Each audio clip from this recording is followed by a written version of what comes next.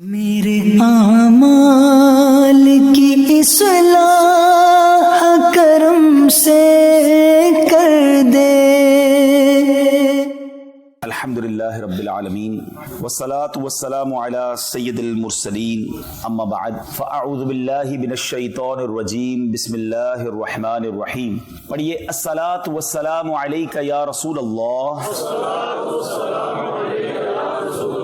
وعلی آلک و اصحابک یا حبیب اللہ۔ الصلاة والسلام علیک یا نبی اللہ وعلی آلک و اصحابک یا نور اللہ۔ درود پاک پڑھنے کے بے شمار فضائل و برکات ہیں۔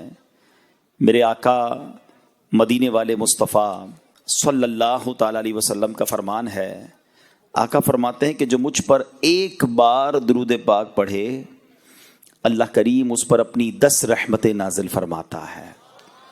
جس نے مجھ پر 10 بار درود پاک پڑھا اللہ کریم اس پر اپنی 100 رحمتیں نازل فرماتا ہے۔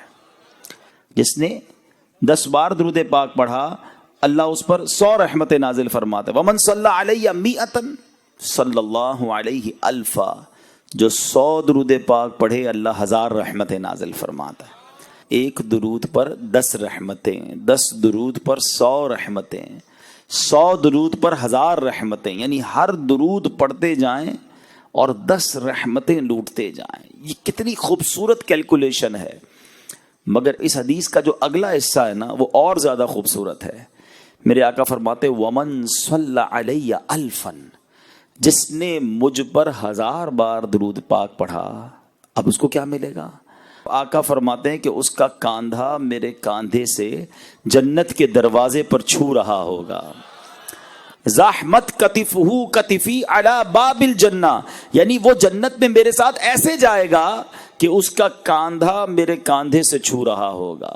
گاؤں گوٹ کے لوگ تھے نا، زندگی بڑی اچھی تھی کہ جلدی سو جاتے تھے، جلدی اٹھ جاتے تھے، فضول کاموں میں اتنا ٹائم لگتا نہیں تھا۔ مگر اب گاؤں میں بھی موبائل فون آ گیا ہے، ادھر بھی انٹرنیٹ آ گیا، ادھر بھی ٹی وی آ گیا۔ اب یہاں کے لوگ بھی جناب راتے جاگنے لگے، یہاں کے لوگ بھی فضول کاموں میں ٹائم گزارنے لگے۔ ورنہ سچی بات یہ ہے کہ ان فضول کاموں سے بچ کر اللہ اور اس کے رسول کے ذکر میں اپنا وقت گزاریں تو کتنی برکتیں مل جائیں گی۔ میں ایک چوٹ کرنے کے لیے ایک بات کرتا ہوں۔ اگر یہ اعلان ہو جائے کہ صحرائے تھر میں جو جتنے بار درود پڑھے گا اتنے 1000 روپے ملیں گے، ہاں دیکھو کتنا خوش ہو گئے۔ ایک درود پر 1000، 10 درود 10,000، لاکھ درود اوئے ہوئے اس کے تو پتہ نہیں کتنے لاکھ بن جائیں گے۔ تو اب ذرا سوچو، میں آپ سے پوچھتا ہوں 1000 روپے پر درود پاک ملے تو شاید ہم تسبیح چھوڑے ہی نہ، ہم بولے اور کوئی کام ہی نہیں کرنا بھائی، روز ہزاروں درود پڑھو اور لاکھوں روپے کماؤ۔ لیکن میں آپ سے پوچھتا ہوں دنیا کا 1000 روپے زیادہ ویلیو رکھتا ہے یا میرے رب کی 10 رحمتیں زیادہ ویلیو رکھتی ہیں؟ ایک رحمت کے آگے دنیا کی کوئی دولت کچھ نہیں ہے، 10 رحمتیں ہر درود پر۔ اچھا بہت سارے لوگ یہ ہوں گے جو بیمار ہوں گے، قرضے میں ہوں گے، فیملی کا کوئی مسئلہ ہوگا، گھر بار کا مسئلہ ہوگا، علاج کا پرابلم ہوگا، قرضے کا مسئلہ ہوگا، فصل زمین کا کوئی مسئلہ ہوگا۔ آپ سوچو یار کہ اگر آپ درود پڑھتے رہیں، رحمتیں برستی رہیں، تو جس کے ساتھ اللہ کی رحمتیں ہوں گی اس کی مشکلیں حل کیوں نہ ہوں گی؟ تو آج سارے بھائی نیت کریں، یہ فضول کاموں میں عجیب عجیب بس گپ شپ میں ساری رات گزار دیتے ہیں، آپ زندگی میں اپنے ذکر و درود کو شامل کریں اور سمجھو اس اپنی زندگی کی اہمیت کو سمجھو۔ ہماری زندگی یہ ہوٹل پر بیٹھ کر ٹی وی دیکھنے کے لیے نہیں آئی ہے، ہماری زندگی یہ موبائل فون ہاتھ میں لے کے گھنٹوں ضائع کرنے کے لیے نہیں آئی ہے۔ ذرا مل کر کہیے سبحان اللہ، اب کہیے الحمدللہ، اب کہو اللہ اکبر۔ کتنی دیر لگی؟ 30 سیکنڈ بھی نہیں لگے، ٹھیک ہے؟ آپ نے سبحان اللہ، الحمدللہ، اللہ اکبر کہا، شاید یہ سب آپ نے 10 سیکنڈ میں بول لیا، مگر آپ کو پتا ہے آپ نے کیا کما لیا؟ پہلے یہ بتاؤ اپنی دنیاوی زندگی میں 30 سیکنڈ میں کیا کماتے ہو؟ کچھ بھی نہیں، باتوں باتوں میں نکل جاتے ہیں۔ لیکن آؤ میں بتاتا ہوں، میرے نبی علیہ الصلوۃ والسلام کے سچے وعدے ہیں، جو ایک بار سبحان اللہ کہے اس کے لیے جنت میں درخت لگا دیا جاتا ہے. سبحان اللہ کہیں جنت میں درخت لگ جاتا ہے, الحمدللہ کہیں جنت میں درخت لگ جاتا ہے, اللہ اکبر کہیں جنت میں درخت لگ جاتا ہے. تو کیوں نہیں صبح و شام اللہ اور اس کے رسول کا ذکر کر کے جنت میں اپنے درخت, اپنے باغات لگوا لو, تاکہ جب دنیا سے جائیں گے. مجھے ایک بات بتاؤ, جس کی جنت میں درخت لگے ہوں گے اس کو جنت میں جانے بھی تو دیا جائے گا نا. تو انشاءاللہ اللہ رسول کا ذکر کرو, جنت میں داخلہ بھی ملے گا. اللہ مجھے اور آپ کو فضول کاموں سے بچ کر خوب اپنا اور اپنے حبیب علیہ الصلوۃ والسلام کا ذکر کرنے کی توفیق عطا فرمائے. آئیے مل کر محبت کے ساتھ بآواز بلند درود پاک پڑھ لیں. صلو علی الحبیب صلی اللہ تعالی علی محمد صلی اللہ علیہ وسلم. پیارے پیارے اسلامی بھائیوں, آج میں نے ایک ایسی بیماری کے بارے میں آپ کو بتانا ہے کہ نارملی ہم اپنی جسمانی بیماریوں پر تو بڑی بات کرتے ہیں کہ یار بلڈ پریشر نہیں ہونا چاہیے, شوگر نہیں ہونی چاہیے, کولیسٹرول نہیں ہونا چاہیے, فلاں مرض نہیں ہونا چاہیے. اچھی بات ہے, اپنی صحت کا خیال رکھنا چاہیے. لیکن کچھ بیماریاں وہ ہیں جو بڑھ جائیں تو جان لے لیتی ہیں, جیسے ہماری جسمانی بیماریاں ہیں. لیکن کچھ بیماریاں وہ ہیں جو بڑھ جائیں تو ایمان لے لیتی ہیں. اب بتاؤ کون سی بیماری زیادہ خطرناک ہوئی, جان لینے والی یا ایمان لینے والی؟ جان تو ویسی جانی ہے, آج نہیں تو کل چلے جائیں گے, دنیا سے تو جانا ہی ہے نا. اور اگر بیماری کے عالم میں کوئی جاتا ہے اور صبر کر کے جاتا ہے تو اس کے گناہ بھی معاف ہو جاتے ہیں. بیماری تو گناہ معاف کروانے آتی ہے. جو وہ والی بیماری جس کا میں ذکر کر رہا ہوں جو ایمان لے سکتی ہے, اس کو کہتے ہیں باطنی بیماریاں, چھپی ہوئی بیماریاں. ان میں سے ایک دو بیماریوں کا میں نے آج آپ کو ذکر کرنا ہے. اور افسوس یہ ہے کہ یہ وہ بیماری ہے جو کون سا گھر ہے, کون سا معاشرہ ہے, کون سا گاؤں, کون سا شہر ہے جہاں یہ بیماری نہیں ہے. اور اس بیماری نے ہماری محبتیں ختم کر دی ہیں, ہمارا پیار ختم کر دیا ہے, ہمارا بھائی چارہ ختم کر دیا ہے. یہ کون سی بیماری ہے؟ اب ذرا غور سے سنیے, اور یہ بیماری کتنا بڑا جرم ہے یہ بھی ذرا سمجھیے گا. حضرت سیدنا ابن عباس رضی اللہ تعالیٰ عنہ کی خدمت میں کچھ لوگ گھبراہٹ کے عالم میں حاضر ہوئے اور عرض کی کہ ہم حج کی سعادت پانے کے لیے نکلے تھے, ہمارے ساتھ ایک آدمی بھی تھا. جب ہم ذات و صفاح کے مقام پر پہنچے تو وہ بندہ انتقال کر گیا.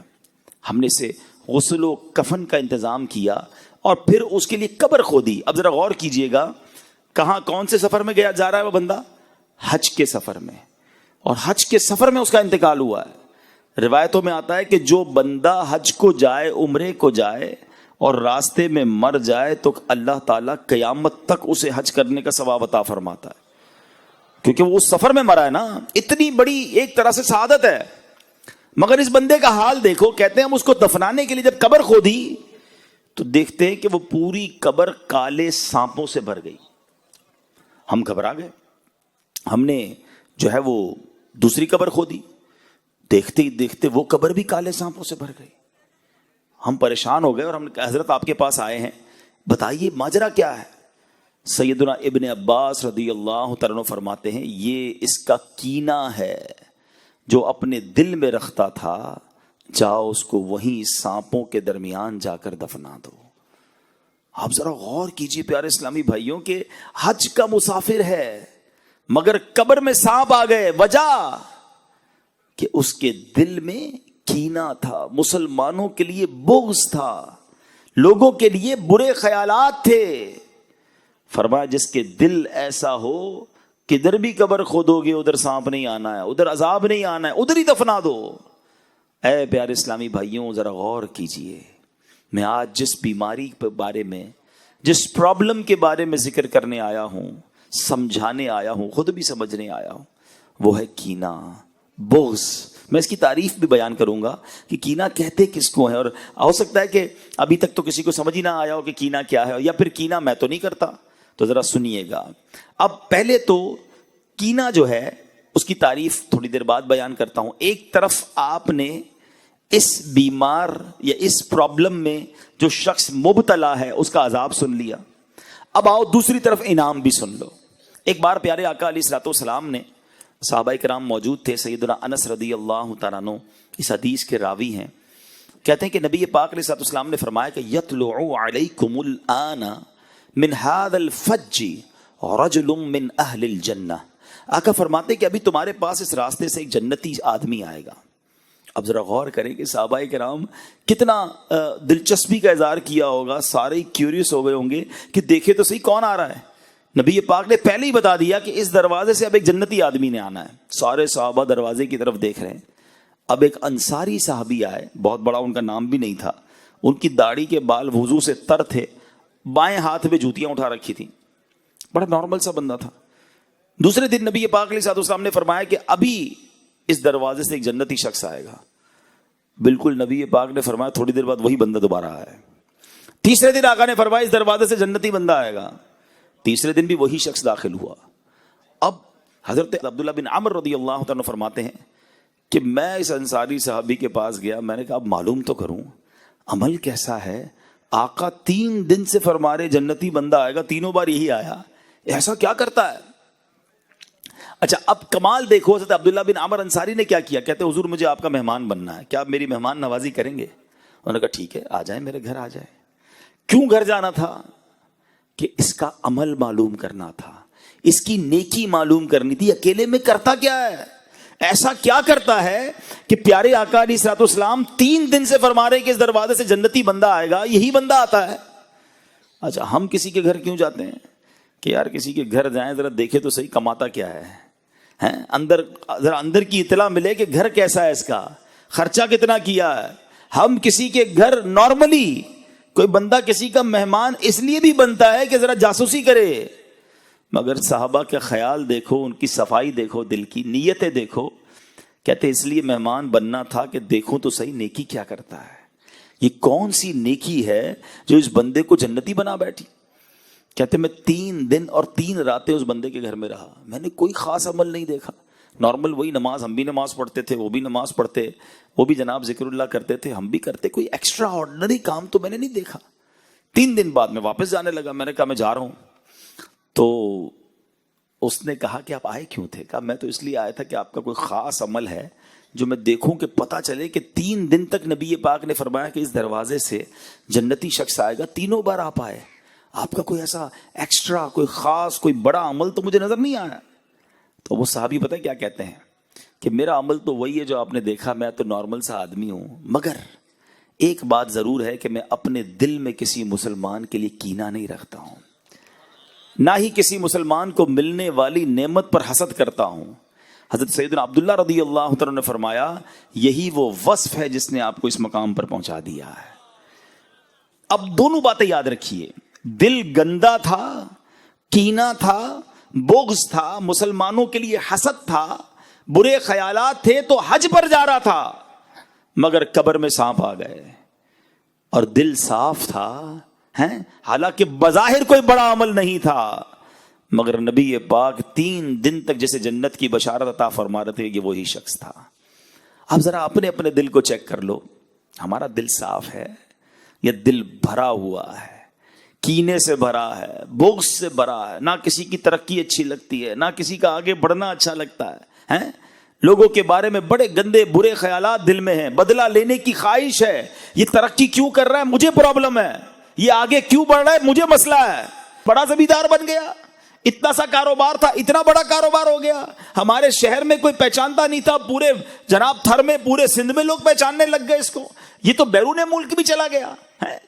وہ ترقی کرتا ہے تو تمہیں پرابلم کیوں ہو رہی ہے؟ اپنے دل سے پوچھو۔ پھر کینہ کس چیز کا نام ہے؟ اچھا پھر کینہ تو اور خطرناک ہے، ذرا غور کیجئے گا، یہ دل ہے نا، میں اور آپ آج اجتماع میں آئے ہیں، تھوڑی دیر کے لیے سمجھتے ہیں، ماشاءاللہ اچھی بات ہے، صاف ستھرے آپ نے کپڑے پہنے ہوئے ہیں، کئی لوگوں نے آج اچھی سی ٹوپی نکالی ہے، کئیوں نے اچھی چادر نکالی ہوگی، ہو سکتا ہے عطر بھی لگایا ہوگا، امامہ پہننے والوں نے صاف والا امامہ نکالا ہوگا، اچھی بات ہے، اللہ رسول کے ذکر کے محفل میں آئے تو تیاری سے آنا چاہیے۔ لیکن ہم نارملی کیا کرتے ہیں، اپنے ظاہر کو بڑا صاف ستھرا رکھتے ہیں، کیوں کہ لوگ دیکھتے ہیں، جدھر بندوں کی نظر پڑنی ہے وہ لباس صاف، وہ چہرہ صاف، اچھی بات ہے، صفائی نصف ایمان ہے۔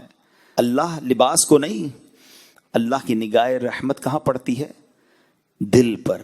نبی پاک فرماتے ہیں ان اللہ لا ينظر الى صورکم واموالکم، اللہ تمہارے چہروں پر تمہارے مالوں پر نظر نہیں فرماتا کدھر فرماتا ہے وَلَٰكِن يَنظُرُوا إِلَىٰ قُلُوبِكُمْ وَأَعْمَالِكُمْ، اللہ تمہارے دلوں اور تمہارے اعمال پر نظر فرماتا ہے۔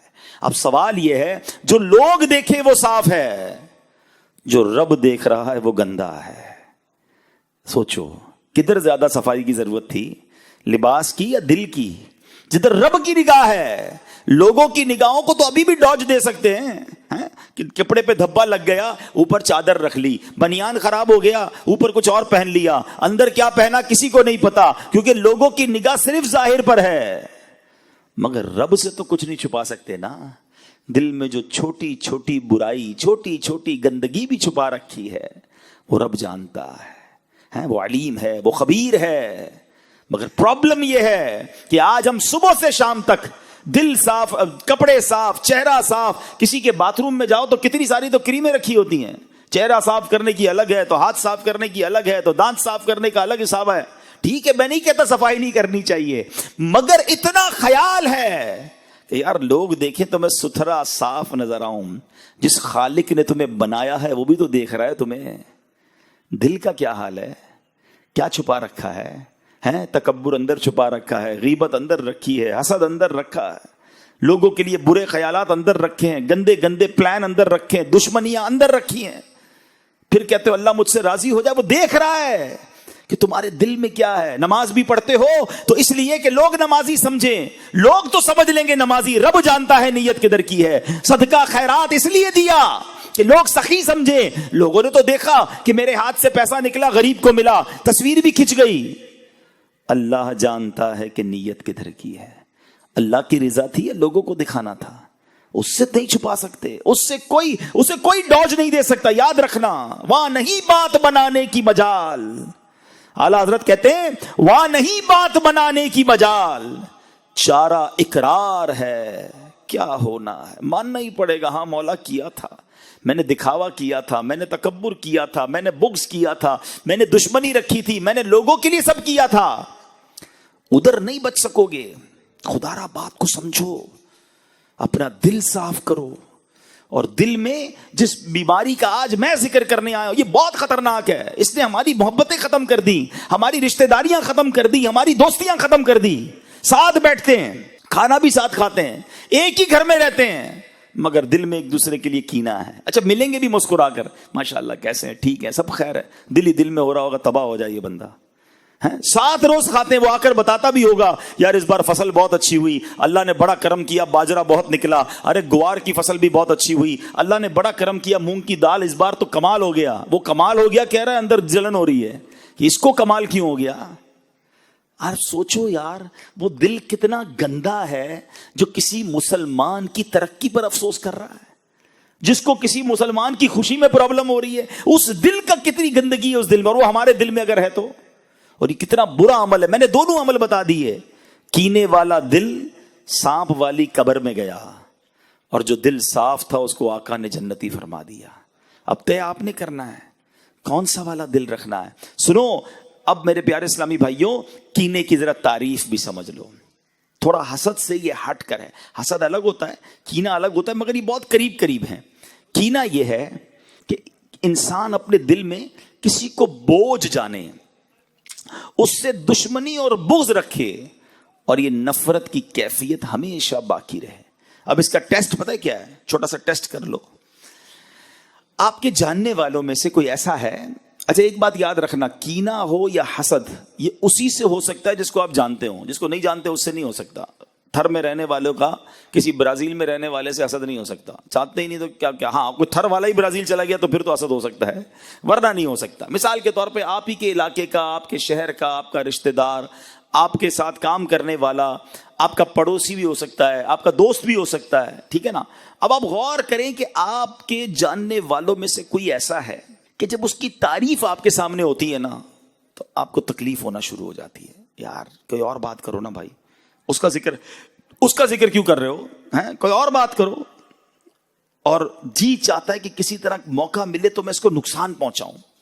معذرت کے ساتھ یہ جو انٹیریئر کے ایریاز ہیں نا، اندرون کے جو علاقے ہیں، تھر بھی ہے اس میں، سندھ بھی ہے، پنجاب بھی ہے، بلوچستان بھی ہے، خیبر پختونخوا بھی، بدقسمتی یہ ہے کہ یہاں دشمنیاں پالی جاتی ہیں، اور برسوں دشمنیاں رکھی جاتی ہیں.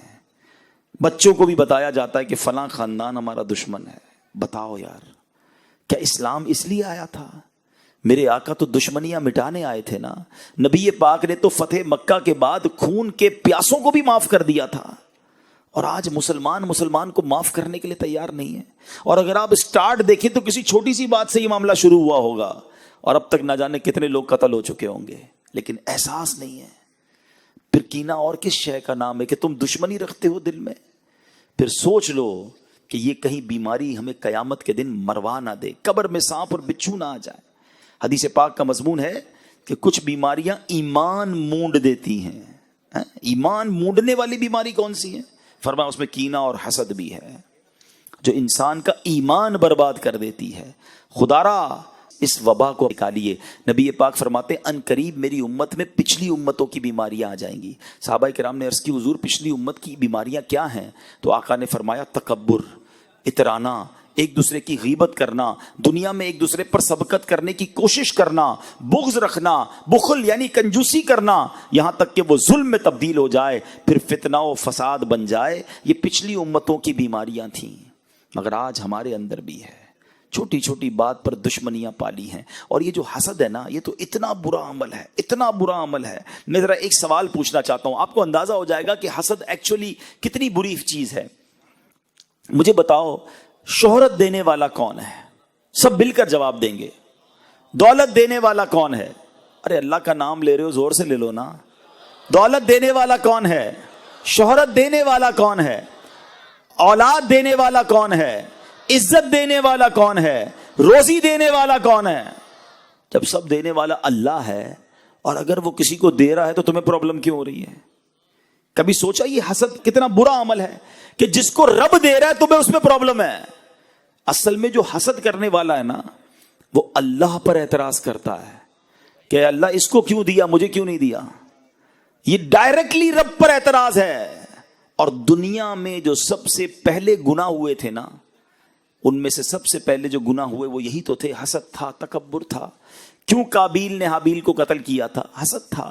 کیوں شیطان نے حضرت آدم کو سجدہ نہیں کیا؟ حسد ہی تو تھا، تکبر ہی تو تھا. یہ سب سے پہلے اس دنیا میں ہونے والے گناہ ہیں. مگر آج مسلمانوں کے اندر بھی حسد اور کینہ آ چکا ہے. حسد ہے کیا؟ حسد کہتے ہیں کہ کسی کو نعمت ملے نا تو بندے کو یہ تکلیف ہو کہ یہ نعمت اس سے چھن کر مجھے مل جائے، اور اگر مجھے نہ ملے تو کم از کم اس کی تو برباد ہو جائے.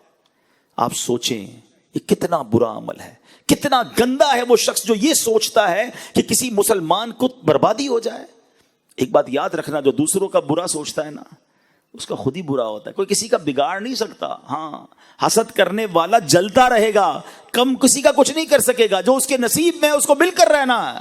ساری دنیا مل کر کسی کو نیچے کرنے کی کوشش کرے نا، اور اللہ نے عزت رکھی ہے تو کوئی نیچے کر نہیں سکتا. اور ساری دنیا مل کر کسی کو اٹھانے کی کوشش کرے اور نصیب میں ذلت لکھی ہے تو کوئی اس کو بچا نہیں سکتا. وَتُعِزُّ مَن تَشَاءُ وَتُذِلُّ مَن تَشَاءُ بِيَدِكَ الْخَيْرُ. اللہ جسے چاہے عزت دے، جسے چاہے ذلیل فرمائے، وہ اس کی شان کے لائق ہے. ہم اور آپ کون ہوتے ہیں؟ لیکن یہاں پرابلم ہے. ہمارا دوست آ کر ہمیں کہے کہ سائیں نیا گھر لیا ہے، آئیے آپ کی دعوت ہے. جائیں گے اس کے گھر پہ بریانی بھی کھا کر آئیں گے، اور جیسے ہی باہر نکلیں گے پھر کہیں گے 2 نمبر کے پیسوں سے گھر بنایا ہے. سوچئے کتنا برا دل ہے کہ تمہیں کسی کی خوشی میں پرابلم ہے. کوئی بندہ آ کر کہنا ہے نئی موٹر سائیکل لی ہے، اچھا ماشاءاللہ دکھاؤ تو صحیح، مٹھائی کب کھلاؤ گے؟ مٹھائی بھی کھا لیں گے. جیسے ہی جائے گا کہیں گے یہ چوری کے پیسوں سے لی ہے، سود کے پیسوں سے لی ہے. یعنی آپ سوچیں اللہ اسے دے رہا ہے، پرابلم تم کو. یہاں تک کہ کوئی حج اور عمرے پہ چلا جائے تو اس کے پیچھے بھی بری بری باتیں کر رہے ہوتے ہیں. وہ اللہ کے گھر جا رہا ہے، وہ مغفرت لینے جا رہا ہے، اور تم غیبت کر کے، تم حسد کر کے، تم کینہ پال کر اپنے اندر حرام جمع کر رہے ہو. کیوں سوچتے ہو ایسا؟ حسد کی ایک بڑی جائز پیاری صورت بھی ہے، اس کو عربی میں کہتے ہیں غبطہ اور رشک.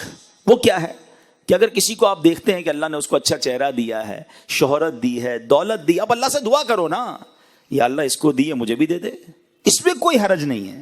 ہمارا مائنڈ بہت تھوڑا سا ہے، ہمیں لگتا ہے اس کو موٹر سائیکل مل گئی، اس کو گاڑی مل گئی، اس کو شہرت مل گئی، مجھے کیا ملا؟ کچھ نہیں ملا، یا اللہ اس کا مجھے چھین کے مجھے دے دے. یہ تو وہ کہے کہ جس کو یہ ایمان ہو کہ اللہ کے پاس اتنا ہی تھا، اس کو دے دیا اب اللہ کے پاس ختم ہو گیا، معاذ اللہ، ایسا تو ہے نہیں. میرے رب کے خزانے تو بھرے ہوئے ہیں نا. اب اللہ سے کہ یا اللہ اس کو بھی اور دے، مجھے بھی دے دے. تیرے خزانوں میں کمی تھوڑی ہے. تو نے جب اس کو عزت دی ہے مجھے بھی دے دے، اس کو دولت دی ہے مجھے بھی. ایسا کرو نا. یہ کیوں سوچتے ہو کہ اس کا چھن کر مجھے مل جائے؟ چھن کے ملے گا نہیں، تم جلتے ہی رہو گے. حسد کرنے والا دنیا میں بھی جلتا ہے اور آخرت میں بھی جلتا رہے گا. ایک جملہ یاد کر لو آج، اور وہ جملہ یہ ہے: سب کا بھلا سب کی خیر، سب کے بھلے میں اپنی خیر. ہاں، یہ دنیا میں دعا کرتے رہا کرو، یا اللہ تو سب کا بھلا فرما، سب کی خیر فرما، ان سب کی بھی خیر فرما، میری بھی خیر فرما. وہ کریم ہے، وہ عطا فرمائے گا تمہیں. اللہ کرے کہ یہ بات سمجھ آ جائے. یہ جو دشمنیاں ہیں نا، یہ جو کینہ ہے، یہ بغض ہے، یہ حسد ہے، یہ نکالو دل سے. واللہ یہ کولیسٹرول سے بڑی بیماری ہے. یہ تمہارے بلڈ پریشر اور شوگر سے بڑی بیماری ہے. ارے کولیسٹرول بڑھ گیا تو ہارٹ اٹیک کر دے گا. یہ بغض اور کینہ اور حسد بڑھ گیا تو ایمان لے لے گا. کدھر جاؤ گے؟ کیسے اس سے نکلو گے؟ اب آخر میں نے آپ کو حسد اور کینہ کرنے والے کا انجام بھی بتا دیا، کینہ سے دل صاف رکھنے والے کا انعام بھی بتا دیا. اب میں آپ کو علاج بھی بتا دیتا ہوں. دعوت اسلامی والے صرف پرابلم نہیں بتاتے، الحمدللہ سولوشن، علاج بھی بتاتے ہیں. ٹھیک ہے، اب علاج کیا ہے؟ پہلا علاج، اور وہ دل کی تمام بیماریوں کے لیے ہے. ٹھیک ہے، چاہے وہ تکبر ہو، چاہے وہ حسد ہو، چاہے وہ ریاکاری ہو، چاہے وہ جناب عجب ہو، خود پسندی ہو، یا یہ بغض ہو، کینہ ہو، جتنی دل کی بری بیماریاں ہیں نا جو ایمان برباد کر، سب کا علاج، سب سے پہلا علاج، اور وہ ہے دعا. اللہ سے دعا کرتے رہا کرو، یا اللہ میرا دل صاف کر دے، اے اللہ تکبر سے پاک کر دے، بغض سے پاک کر دے، کینے سے پاک کر دے، میں برا ہوں میرے مالک، میرے دل کو صاف کر دے. دعا کرو نا. اللہ، ہم کمزور ہیں، اللہ تو کریم ہے نا، وہ نگاہ رحمت فرمائے گا تو یہ دل صاف ہو جائے گا. پہلا دعا کیا کرو. ٹھیک ہے. دوسرا علاج وہ ہے اینٹی بائیوٹک. تھوڑا سا مشکل ہوتا ہے نا، انجیکشن لگاتے درد ہوتا ہے نا، یہ درد والا علاج ہے، لیکن ہے بڑا زبردست علاج. کہ جس سے حسد ہو گیا ہے نا، یا جس کے لیے کینہ ہے دل میں، برا لگتا ہے، بربادی کی خواہش ہے جس کی، اور آپ کو لگا یار یہ تو میرے دل میں آ گئی ہے اور میں تو مر گیا. اچھا، ایک آپ کو عجیب سی بات بتاؤں، جس سے حسد ہے نا یا جس سے کینہ ہے، اس کو پرابلم نہیں ہے، پرابلم آپ کو ہے، کیونکہ آپ کے دل میں بیماری ہے. اس کو تھوڑی بڑا مسئلہ ہے، بیمار آپ ہو گئے ہیں تو اس کو کوئی مسئلہ نہیں، علاج آپ کو کرنا پڑے گا. تو اب علاج یہ ہے کہ اب اس کے لیے دعا کریں. جس سے حسد ہو گیا نا اسی کے لیے دعا کریں. اور دعا کیا کریں؟ مثال کے طور پہ کسی کی خوبصورتی سے حسد ہے، یار اتنا اچھا چہرہ کیوں ہے اس کا، اب دعا کریں یا اللہ اس کو اور اس کی خوبصورتی میں اضافہ فرما. کسی کی دولت سے حسد ہو گیا ہے، دعا کریں یا اللہ اس کے مال میں اور برکت دے. کسی کی شہرت سے حسد ہو گیا ہے، یا اللہ اس کی شہرت میں اور برکت دے. ہے مشکل، آپ بولیں مولوی صاحب بندہ پہلے ہی اچھا نہیں لگ رہا اور آپ کہہ رہے ہیں اسی کے لیے دعا کروں، تو یہی تو میں بتا رہا ہوں، انجیکشن ہے یہ. تھوڑی تکلیف ہوگی آپ کو، لیکن اس کا فائدہ بتا رہا ہوں. جب آپ اس کے لیے دعا کریں گے نا اس وقت آپ کو بھاری پڑے گا، لیکن آہستہ آہستہ کیا ہوگا کہ جب آپ دعا کرتے رہیں گے تو دل اس کے لیے صاف ہو جائے گا. آپ کوئی آ کر بتائے گا نا یار پتہ چلا وہ فلاں کی کاروبار میں اور ترقی ہو گئی، تو آپ کہیں گے میں بھی تو دعا کرتا ہوں، ترقی تو ہونی تھی. کوئی آ کر کہے گا یار وہ اور مشہور ہو گیا، ارے اللہ اور عزت دے، میں بھی تو دعا کرتا ہوں. اب آپ کے دل سے یہ حسد اور کینہ صاف ہونے لگ جائے گا. تیسرا علاج، یہ بھی تھوڑا سا کڑوی گولی ہے، اور وہ کیا ہے؟ میں بیمار ہے نا، بیمار کو دوائی تو دینی پڑے گی نا. علاج کرنا ہے تو دوائی لے لو، نہیں کرنا تو آپ کی مرضی. اور وہ کیا ہے کہ جس سے حسد یا کینہ ہو گیا ہے نا اس کو جا کر تحفہ دے. تحفہ کیا ہے؟ تحفہ حدیث میں آتا ہے تحفہ دو محبت بڑھے گی. ہاں، اب بندہ بولے مجھے اس کا چہرہ ہی اچھا نہیں لگتا، آپ کہہ رہے تحفہ اس کو دو جا کے. بیمار تم ہو نا، علاج کرنا ہے تو دو تحفہ، انشاءاللہ محبت بڑھ جائے گی، علاج ہو جائے گا، دل صاف ہو جائے گا. ہاں، ایک گڑبڑ مت کرنا کہ جا کر تحفہ دیتے وقت کہنا بھائی تم سے حسد ہو گیا تھا، مولانا صاحب نے کہا تحفہ دو اس لیے تحفہ لے کر آئے، اور پھڈا ہو جائے گا بھائی. ہاں، بتانا نہیں ہے، ویسے ہی جا کے تحفہ دینا ہے. لیکن سمجھانا یہ چاہ رہا ہوں کہ جس سے بھی اگر دل میں یہ پرابلم ہو گئی ہے تو اس سے میرا دل صاف ہونا میرے لیے ضروری ہے، اس کے لیے نہیں، ورنہ میں مارا جاؤں گا، کہیں میرا ایمان برباد نہ ہو جائے. اور آخری بات، یہ جو حسد ہے نا یا کینہ، یہ سکون لے جاتا ہے. کوئی ایسا میرا بھائی موجود ہے نا جس کو نیند نہ آتی ہو، ٹینشن رہتی ہو، تو چیک کر لو، تمہیں لگتا ہے کسی سے حسد ہو گیا ہے، کسی کا کینہ، کسی کا بغض دل میں پال لیا ہے، کیونکہ اسی کے بارے میں سوچتے رہتے ہو. وہ آگے بڑھ رہا ہے، تمہیں پرابلم ہو رہی ہے. اگر آپ پرسکون رہنا چاہتے ہو نا، اچھی میٹھی نیند سونا چاہتے ہو، تو جو میں نے ایک جملہ سکھایا ہے نا، سب کا بھلا سب کی خیر، سب کے بھلے میں اپنی خیر، خوش ہوا کرو۔ لوگ کوئی کہے نا یار پتہ چلا وہ ترقی کر رہا ہے، اچھا ماشاءاللہ، یا اللہ اسے اور ترقی دے، ارے یار اس کی فصل اس بار اور بڑھ گئی، میرے مولا اس کی فصل میں اور ترقی دے، آئی صاحب وہ فلاں بندہ عمرے پہ حج پہ جا رہا ہے، یا اللہ اس کو بار بار بھیج، وہ بڑا مشہور ہو گیا ہے، اللہ اس کی عزت میں اور برکت۔ مجھے کیوں پرابلم ہو رہی ہے؟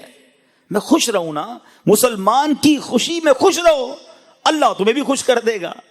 کتنا عجیب دل ہے اس بندے کا جو مسلمان ترقی کر رہا ہے، اس کو ٹینشن ہو رہی ہے۔ اگر سکون کی نیند سونا چاہتے ہو نا، ٹینشن فری لائف گزارنا چاہتے ہو، تو لوگوں کا بغض، حسد اور کینہ دل سے نکالو۔ کبھی کسی کا برا نہ چاہیں، آپ چاہ کر بھی کسی کا برا نہیں کر سکتے، کیونکہ جسے رب نے نوازنا ہے اسے کون روک سکتا ہے۔ تو اللہ کرے آج کے اس بیان میں یہ ایک باطنی بیماری، ایک یا دو باطنی بیماریوں کے بارے میں میں نے بیان کیا، ورنہ سچی بات پتہ کیا ہے، علم سیکھنا بہت ضروری ہے۔ ہمیں شاید جسمانی بہت ساری بیماریوں کے بارے میں پتا ہے، مگر یہ جو دل کی باطنی بیماریاں ہیں نا، جو ایمان برباد کر دیتی ہیں، ان کے بارے میں جاننا بہت ضروری ہے۔ تکبر ہر دوسرے آدمی کے اندر نظر آتا ہے، وہ کیا ہے، اس کی تعریف کیا ہے، اس سے بچا کیسے جا سکتا ہے، ریاکاری کس کو کہتے ہیں، خود پسندی کسے کہتے ہیں، تو ایسی بہت ساری بیماریاں ہیں۔ تو میں گزارش کروں گا کہ دعوت اسلامی کے اجتماعات میں آتے رہیں، ہمارے مکتبۃ المدینہ کی کتابیں خرید کر پڑھیں، تاکہ پتہ چلے کہ یہ بیماریاں کیا ہیں۔ ایک کتاب کا نام بھی بتا دیتا ہوں، اس کتاب کا نام ہی یہی ہے، باطنی بیماریوں کے بارے میں معلومات۔ ایک ہی کتاب میں بہت ساری باطنی بیماریاں ڈیٹیل کے ساتھ لکھی ہیں۔ خدا را پڑھیے، ایک دوسرے کو یہ تحفے میں دیجیے، کتابوں کا تحفہ دینے کا رواج ڈالیں تاکہ علم پھیلے۔ کسی کو کتاب دیں گے، وہ خود پڑھے گا تو بھی آپ کو ثواب ملے گا، وہ کسی اور کو دے گا پھر بھی آپ کو ثواب ملے گا۔ تو ہمارے تحفے بھی ایسے ہونے چاہیے جو صدقہ جاریہ والے، یا آگے رہنے والے، یا آگے بڑھنے والے ہوں۔ اللہ کرے کہ ہم سب اپنے دل کی صفائی کرنے میں کامیاب ہو جائیں۔ الحمدللہ دعوت اسلامی کے پیارے ماحول میں ایسی باتیں سیکھی اور سکھائی جاتی ہیں۔ دعوت اسلامی کے اجتماعات میں آتے رہیں، مدنی قافلوں میں سفر کرتے رہیں، تو انشاءاللہ بہت کچھ سیکھنے کو ملے گا۔ اللہ ہم سب کو علم دین سیکھنے کی توفیق عطا فرمائے، آمین بجاہ النبی الامین صلی اللہ تعالی۔ میرے اعمال کی اصلاح